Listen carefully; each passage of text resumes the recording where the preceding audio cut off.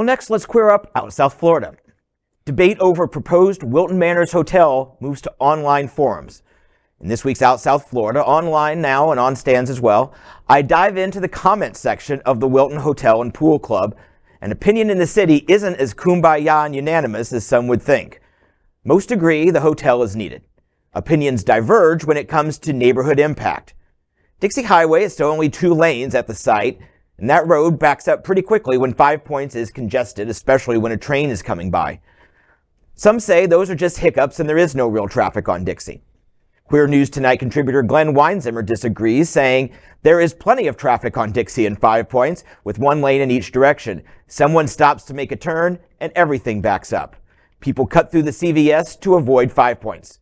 Others, like westside resident Jake Valentine, says he's seen this all before and disaster didn't follow. Quote, "It is all so reminiscent of when Wilton Station was proposed and being built, and the doom and gloom and traffic that was going to destroy 5 Points in Wilton Manors as we know it. No one is entitled to a view or current status of property you don't own. Remember that everyone who lives on a plot of land that was developed." End quote. The hotel plans are still under heavy scrutiny and being reviewed, and community debate will continue in official meetings and chat rooms. Out South Florida will continue to follow all the new developments. You like that? I do. Thank you. I did like that. You get it? Yeah. Developments. Yeah. Just want to make sure our viewers knew. This is emblematic of what the online forums, and I try to stay out of the comment section. Oh my God, because usually it's just a very bad place. But there's like real healthy discussion here, and because it's true, they're not going to be able to widen Dixie Highway where it's there, and this is a place that does get easily congested. We do this with the backdrop of redoing Alibi Plaza. Right after we finish tonight's show, I'm heading over there to see what Planning and Zoning Board looks like. We're ready to either move forward or just not move at all on that. So there's a lot going on with Wilton. The community is incredibly concerned. Al, you and I were at Pride Fest last weekend, and we wouldn't go more than 10 or 15 steps before someone would stop us, and most of them wanted to discuss what was happening with the development. Us on what's yeah, yeah. I'm just telling the story, you know. And did you get both sides? Did you get stuff from both sides, or you just got people that were just afraid? No. Fear. Fear. Yeah. It's fear. Well, because we don't want to lose our neighborhood, Al. We don't want what happened to South Beach and what's happened to most gay places to happen to our Wilton, you know? Yeah. You know, I don't think that the hotel is emblematic of the worries of gentrification. I think that's going to come more with tonight's meeting with the Alibi Plaza redevelopment, because that's where people move in, that's where people stay, and they choose which businesses they're going to support. So in next week's article, when I discuss what happens tonight at Planning and Zoning, we're going to take a very deep look at gentrification concerns.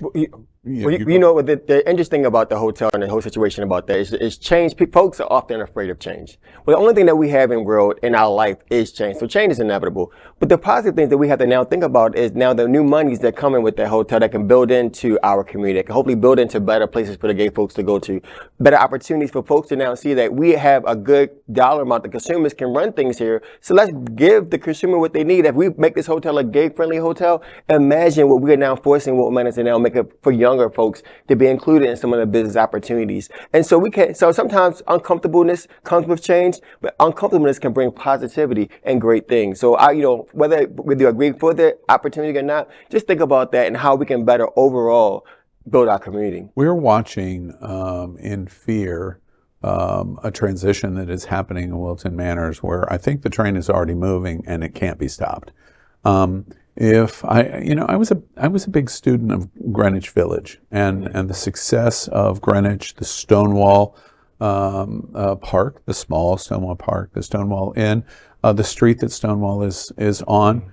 Some of my favorite restaurants that were gay restaurants, the Gay Street right there. Yeah, the Potbelly Stove, for example. They were absolute gay institutions. Today they're gone. Yeah. They're there, but they're not gay institutions. And the gay community basically got up and left and went, 35 blocks north into Hell's Kitchen. And Wilton Manors is at risk of that. It's at risk of that.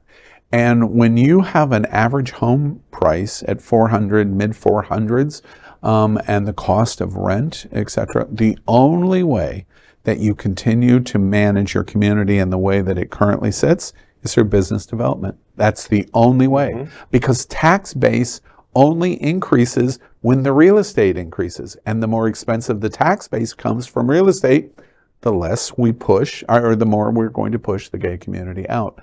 So those that are opposing any development for the sake of development, thinking that you're holding on to your world, when you say fear of change, it reminds me of ostriches that put their heads in the sand. It is not a winning solution. Greenwich Village couldn't stop it. The Castro couldn't stop it. South Beach couldn't stop it.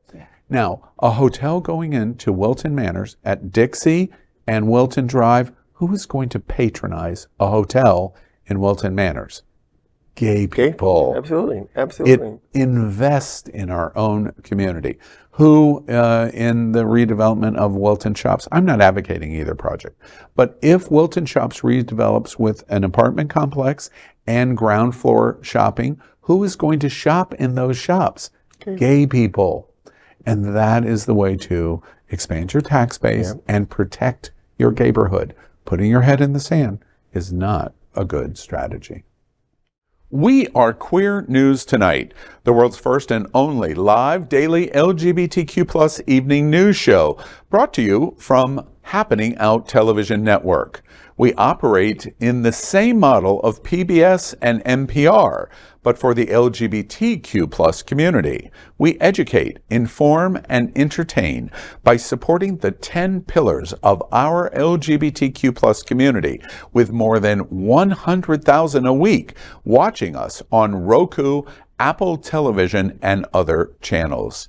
To keep the story going, we accept donations with 100% transparency. Stay updated and live authentically with Queer News Tonight.